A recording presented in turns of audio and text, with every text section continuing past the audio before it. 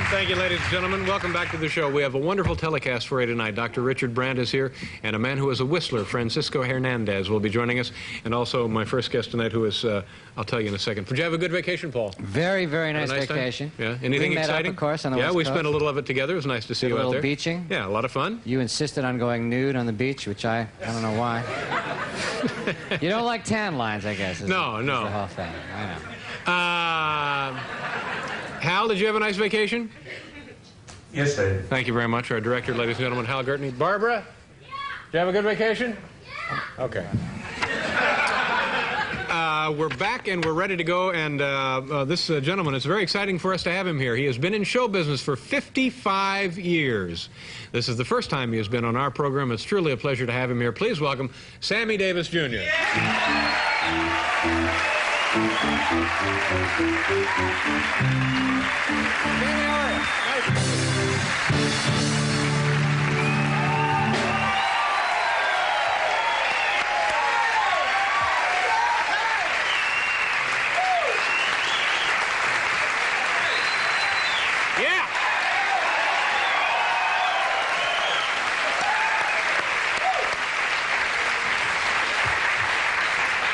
How does that make you feel? You must get this wherever you go, this kind of response, don't you? It makes me feel very, very good. Yeah. It really does. I can't lie about it. Can you go anywhere, like shopping to the any place without being mobbed? Can you go to, say you want to go to the zoo with your kids, or you want to go any place, or you want to, are you just... Well, nobody mobs me, David. It's like people just say, "Hey, Sam, how are you?" You know, yeah. And the brothers go, "Hey, bro, what's happening?" You know, and there's always somebody that'll say invariably, "Hey, how's Frankie?" You know, so that's about it. But there's never the other kind of thing with tearing and all of that. Yeah. No, I never have had. People that. are very, very nice then. Very nice, and it's like I'm family, so I like that. 55 years in show business. I hate to correct you. All right. But it's 57 years. Oh, gosh.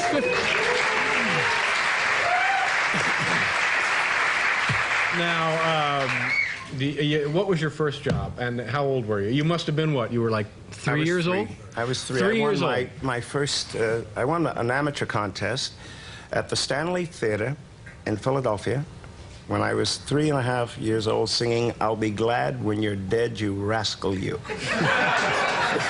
Now, how did obviously your folks entered you in the contest, right? Yes, my dad and Will Maston, my uncle. I affectionately called him my uncle. He was my godfather, really.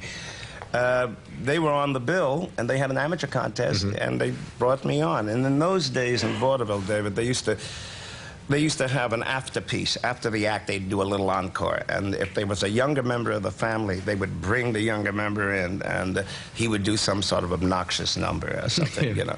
And there was only a few of us, and Mickey did it, Mickey Rooney did it, Donald O'Connor did it, and I did it, you know. And we're still around, thank the good Lord. Now, were there other 3-year-olds competing in this talent show? No, I was the only. You were the only one.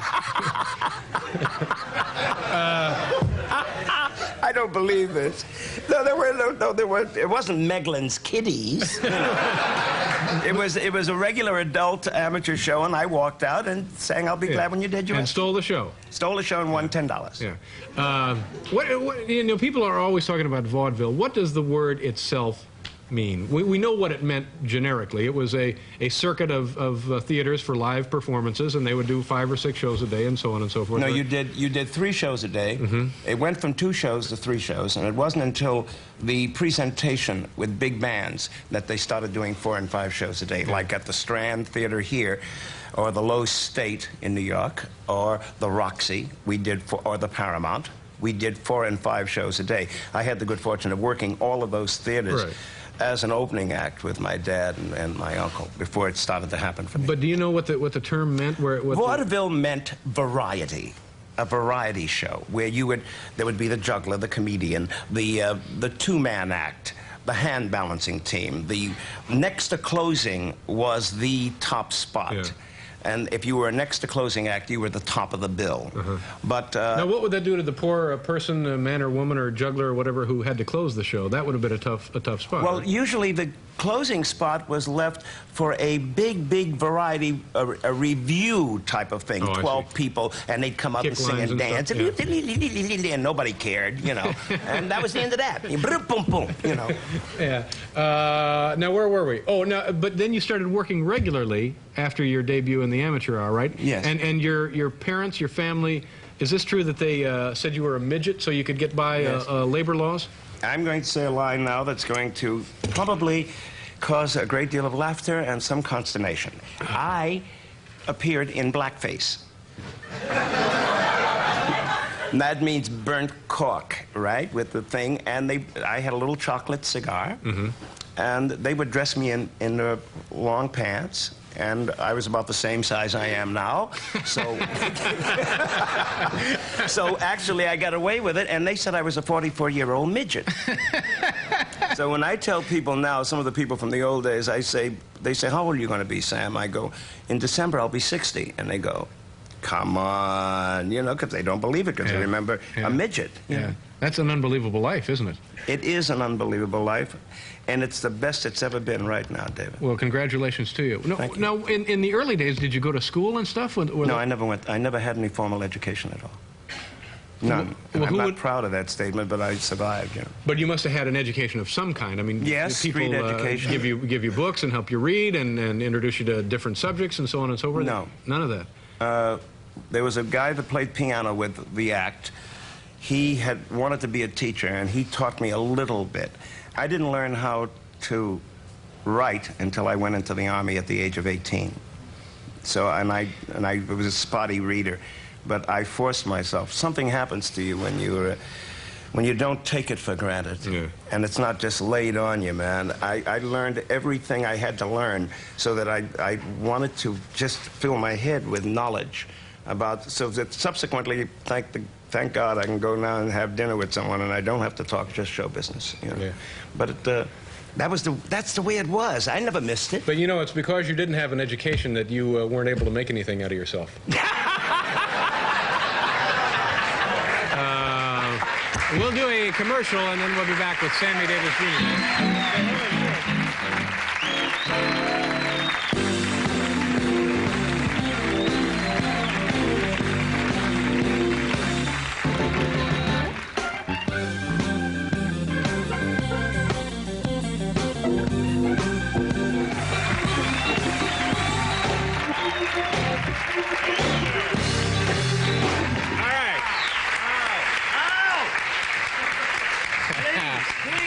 What do you think of the boys? They all right?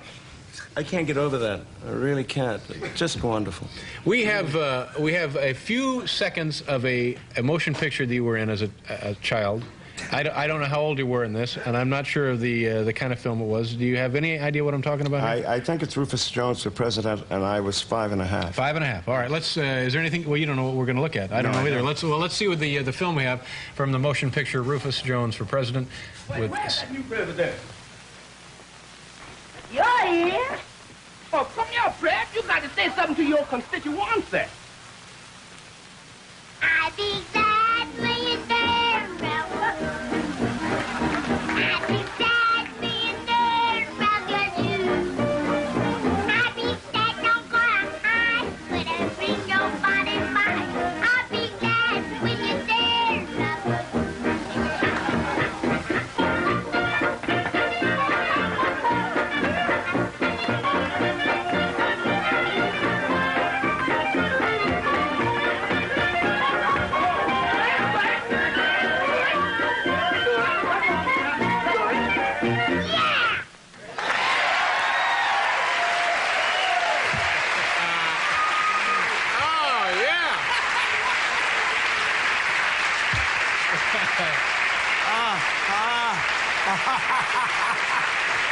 Boy, you were something, Mr. Big Shot there. Oh my goodness! Now, what do I've you- seen that before, but it's been some time since. Now, I've when seen you it. look at it from time to time, or the first time you looked at it, do you understand who that person was there? No, I have no idea. Yeah. No, I really don't. It's.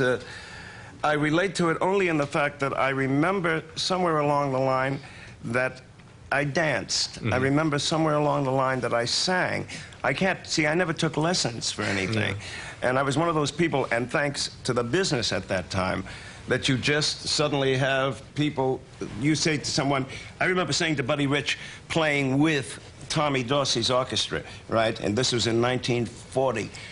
I said, how do you do that? And he went, what do you mean? I said, you do a thing that goes, and he went, well, that's, well, I'll show you. You go like this. And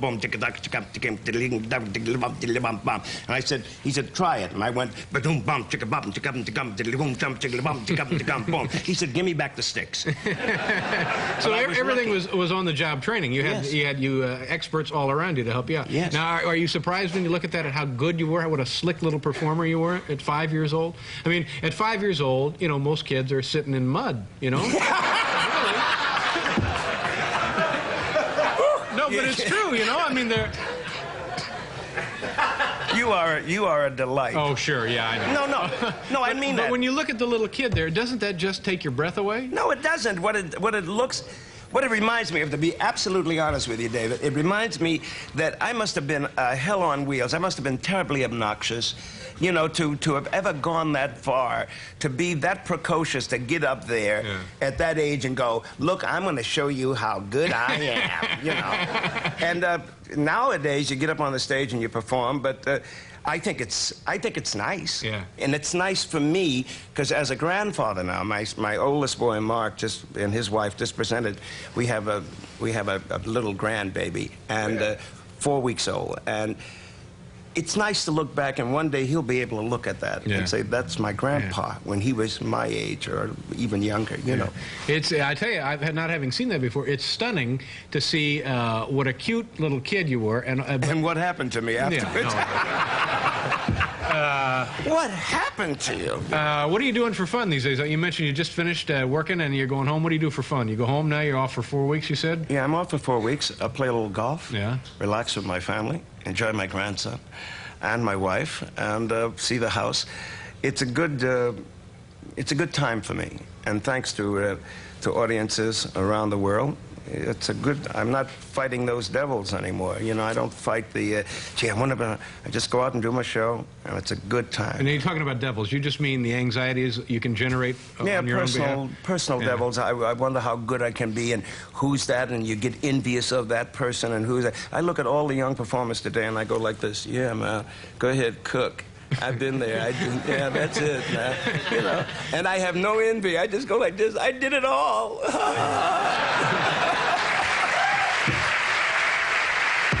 Nice to see you, Sammy. Thank you very much for being here. Sammy Davis Jr. We'll pause here, station identification, then we'll be right back. All right.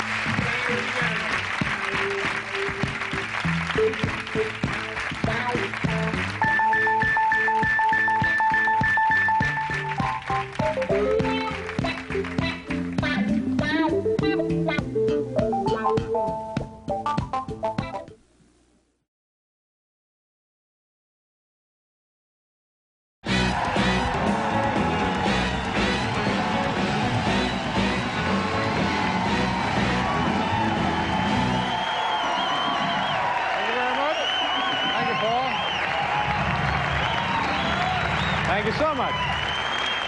Welcome back to the festivities, ladies and gentlemen. Our first guest tonight, this man has been called Mr. Entertainment. Certainly no stranger to Las Vegas and no stranger to this program. Please welcome an original member of the Rat Pack, Sammy Davis Jr.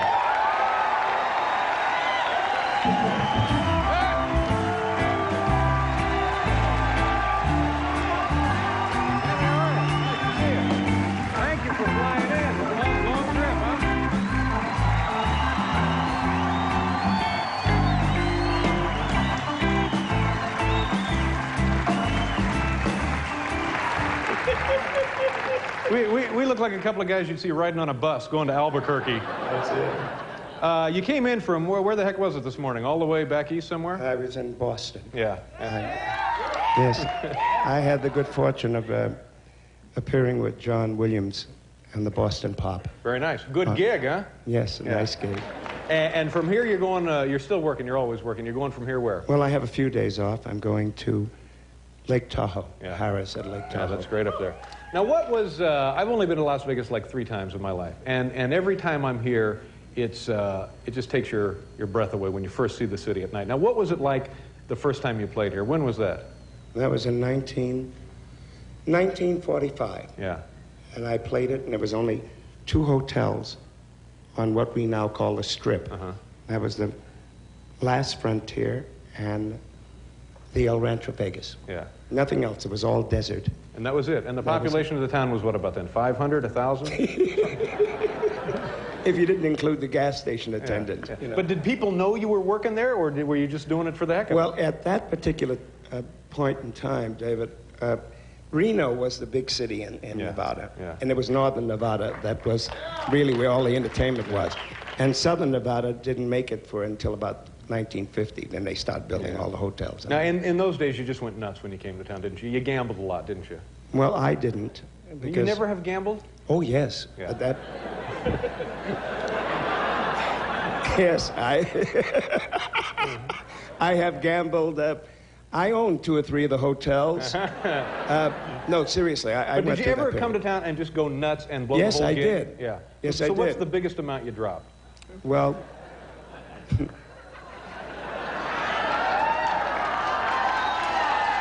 all right, I'll tell the truth. I did 6 weeks at the New Frontier Hotel, and at that time, my dad, my uncle, and myself we were getting the most money ever gotten at that particular time, $25,000 a week. And when I what left, year was that? that was in 1950. Yeah, 1953. That's good dough. Yes. Geez, that's still good dough. Yes.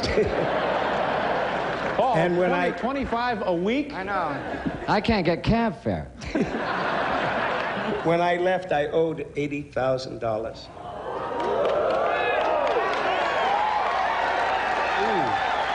So I don't do that anymore. So you learned a lesson. Now that happens to a lot of people. We've heard stories like that Yes. over and over again. Guys come in and just drop Because the you gig. and forget that when you say this to the pit boss, he gives you a stack of chips. Yeah. That's $1,000. Yeah. And I had never sat out This there. is $1,000? Yes. Oh!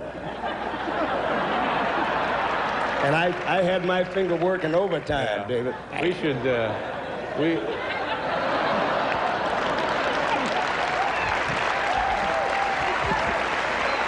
We got to, all right, we have to do a commercial. You can hang around for a second, then you're going to sing for us as well, right? All right. Okay, we'll be right back here, folks. It's Sammy Davis Jr.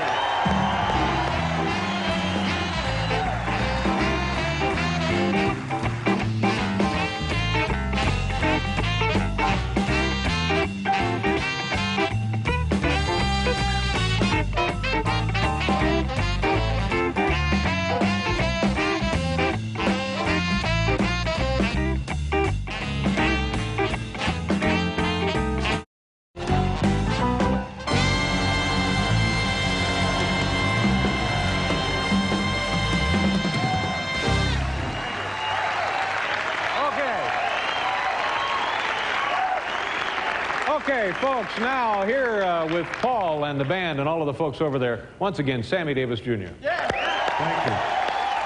Thank you very much. Ladies and gentlemen, when I did David's show some months ago, he made a promise to me, because I asked if I could be able to sing with Paul and his gentlemen. And is it okay now if we do it? Sammy, we would be honored, man. Aw.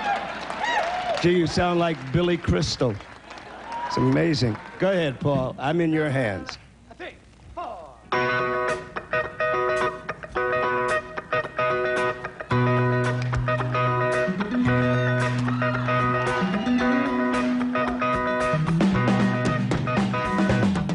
Once in my life, I got someone who needs me.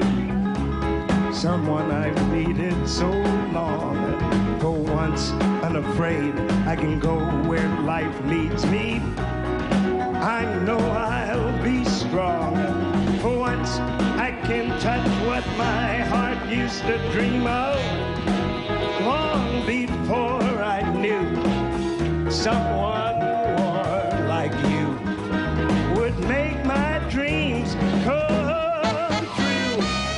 Once in my life, I won't let sorrow hurt me, not like it hurt me before. I found me someone I know won't desert me. I won't be alone anymore. For once I can say it's mine, they can't take it. Long as I got your love, I'm gonna make it. For once in my life, I got someone who needs me.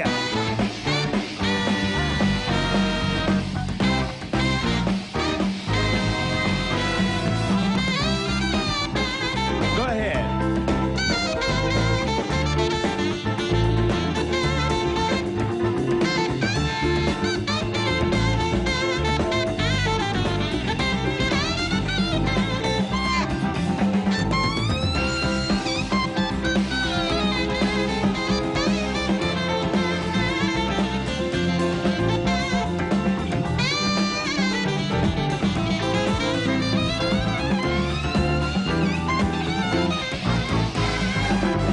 Once in my life, I won't let sorrow hurt me, not like it hurt me before. I found me someone I know won't desert me. I won't be alone anymore. For once I can say it's mine, they can't take it. Long as I got the love, I'm gonna make it. For once in my life, I got someone who needs me.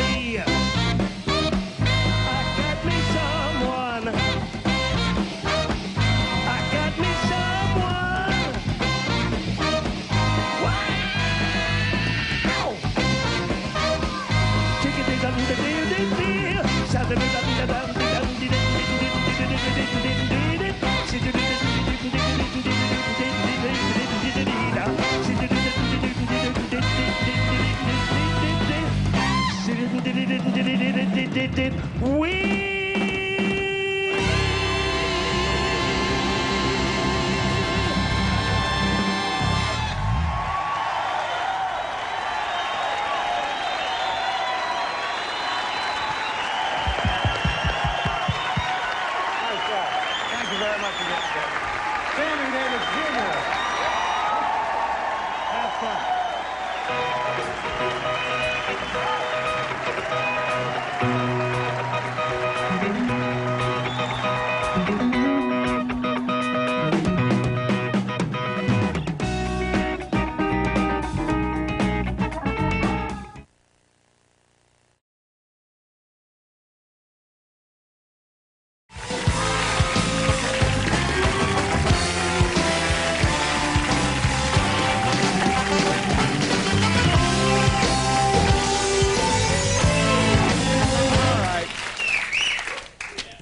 Bring out our first guest, shall we? Yeah. Let's go. What's so funny? Let's cook. I'm excited. Okay. This man refused to rehearse with me. Is that right? Refused. But there will be a song. Yes, there will. Because I think we'd all be disappointed if there Totally wasn't. unrehearsed song. He said, I just want to wing something. Really? Yeah. So this is quite a challenge for you and the boys. Exciting for us. Yeah. And, of course, the late night brownies. The brownies are with us. Yeah, there they are, right there. Do you recognize one of the brownies, by the way? Yes, I do. Yes. She was in our new slogan contest. Yes, she was. New catchphrase. Yes. Do a little of it for us, can you? I'm Sweet Little Cupcake, baked by the devil. There That's you go. her. That's her. That's the chick.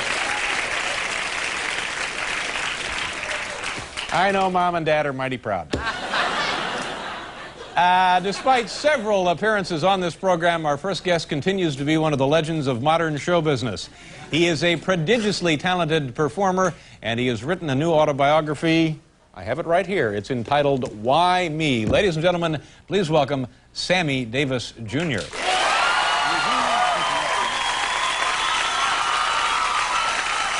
you doing? Thank you very much for coming back. Pleasure to see you. Please come over. Have a seat. Thank you very much.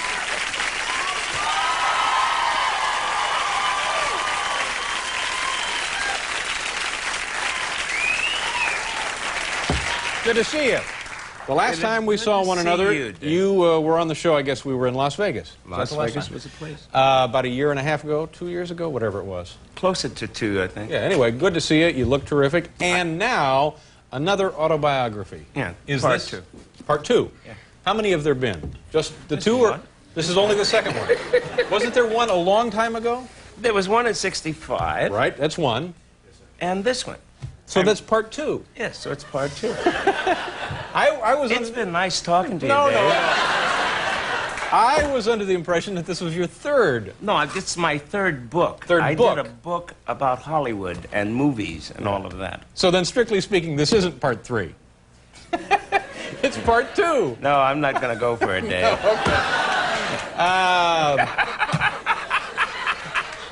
Anyway, now this book, there's a lot of stuff in here that I was not aware of about your life. You've had, geez, a very interesting life, to say the least. Yes, it has. Not everything maybe that one would even want to include in a book, but yet it's all in the book right there. Well, I don't know about that. It all depends on where you're coming from, meaning that if you're going to want people to understand where you are now, you've got to explain the beginning of your life. And you can't see progress unless you want to look backwards. Then you can see what the progress has been. Right? Sure. If you look at today, we just accept today and say, oh, that's wonderful. But people have to know, hey, it took some other things, and it ain't all Candyman and Bojangles, you know. Now, that's what I want to get to. Let's get to the stuff that ain't all that. Let's get to the peculiar stuff. Peculiar. Yeah, and I'm trying not to bring it up here, so maybe you'll bring it up. You know what I'm saying? Well,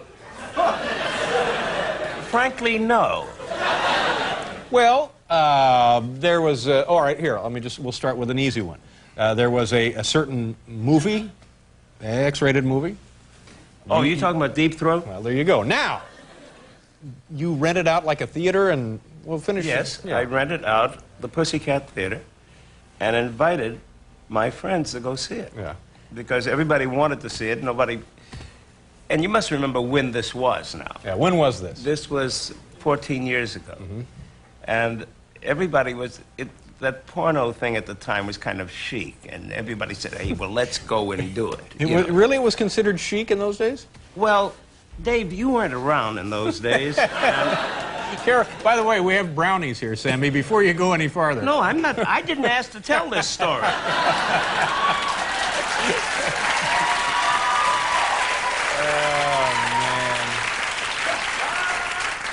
You know the West Side Highway is closed, don't you?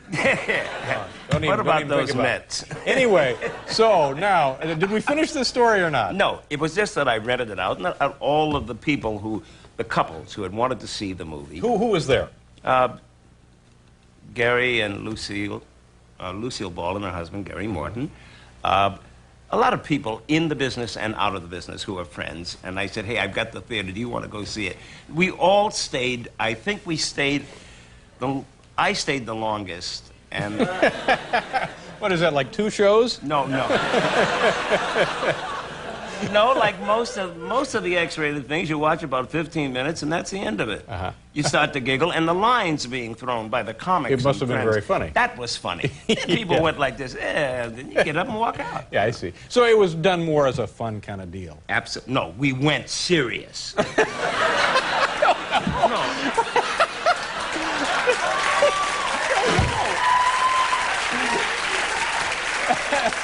Of course it was for fun and a giggle. And the idea of renting a theater to see Deep Throat in itself is a giggle. Who would want to rent a theater? Yeah, you're right. To see anything like that. I suppose that's true. Okay. All right. So we'll do a commercial here, and then now you are going to sing something a little later, right? Yes, I am going to sing. We'll be back here with Sammy Davis.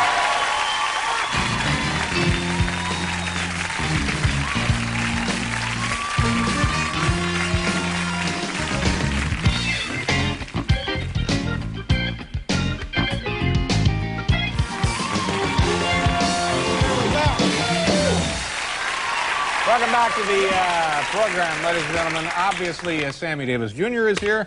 You do impressions. Yeah. Yes. Yeah. I used to. You don't do them anymore? No, I don't do them that. What kinds did you do? Why did you stop? I stopped only because I couldn't keep up. Keep up with what is, meaning I couldn't keep up with, and styles changed. As hard as I would try, I don't think I could do a lot of the people who are popular now. Yeah. And, in the old days, I had all the people, and if I did that, which I occasionally do on stage, it sounds like, you know, it's like the old cliche. Now, let's go to show business heaven. Yeah. Because most of the people have passed. Yeah, but still in all, people enjoy, I think, impressions generally. Yes, it's You do- probably you one do, of the most commercial things that you Could can you do like a couple for us here? Like, let me ask you if you do this one. You do Elvis Presley. No, I never did Elvis. You never did Elvis. I did him for a while. We'll do a little of him now.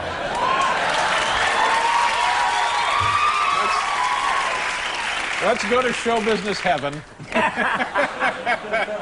Show business heaven where the curtain comes down. Ding, ding, ding, ding, ding, ding, ding, ding, ding, ding, ding.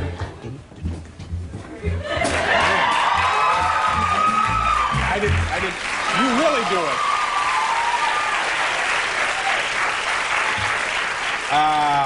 Frank Sinatra? Yes, I do, Frank. Give me a keynote. When somebody loves you, it's no good unless she loves you.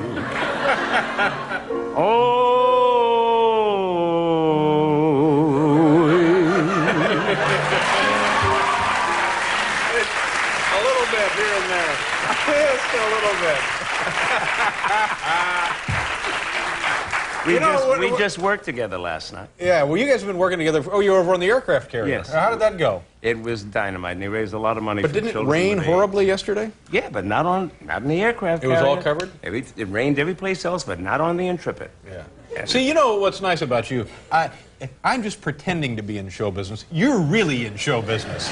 You know, you're the real show business. Get out of No, here. what do I get this little nickel dime deal here at 12:30 at night? I just sit Nickel here. dime Well, that's, deal? You know, pretty much. I don't have a big band. I don't sing. I don't do impressions. You're in good Well, shape. if you don't sing and don't do impressions, there is no need for a big band, is there? No, that's true. You know what I mean? Yeah, and but what if you had you do extremely no, well. No. But anyway, now let me. I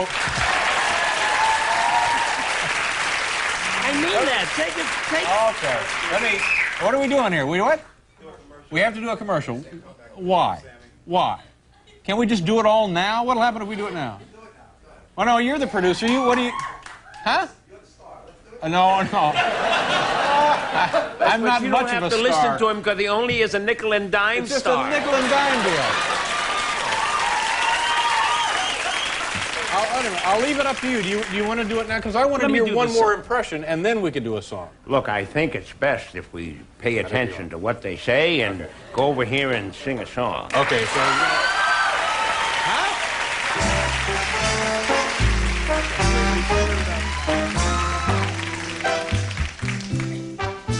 This is a good old goodie.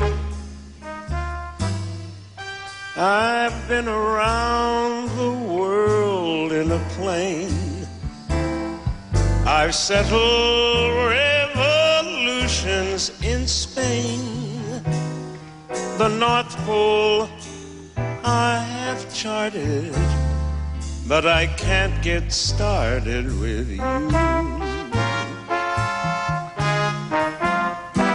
Why, on the golf course, I'm under par. And Eddie Murphy has asked me to star. I've got the house and the show place, but still I can't get no place with you. You're so supreme. Lyrics I write of you, scheme just for the sight of you.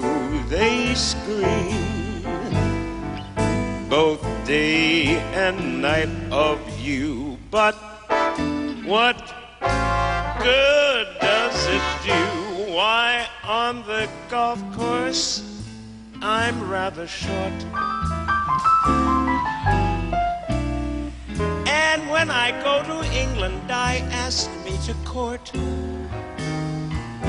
I'm so downhearted 'cause I can't get started with you. Paul, if you will, lay a something on it.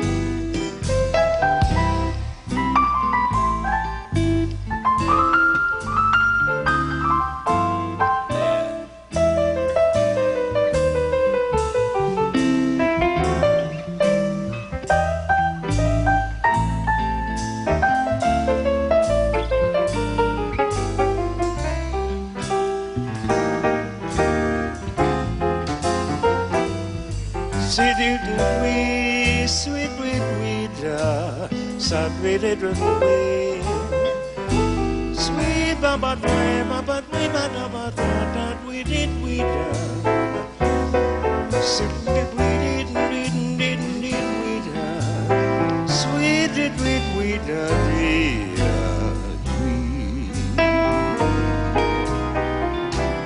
You're so supreme. Yeah. The lyrics I write of you scream just for the sight of you, and they scheme both day and night for you.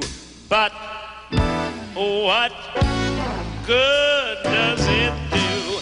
In 1929, I sold short. The troubles I've had, I never went to court. I've got me so downhearted 'cause I can't get started with you.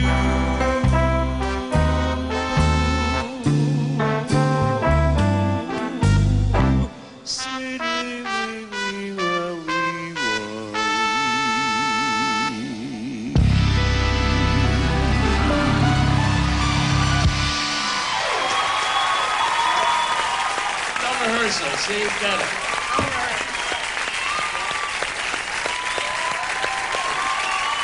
Seemed to work out all right. We have to go away now. We'll be right back. Called Why Me?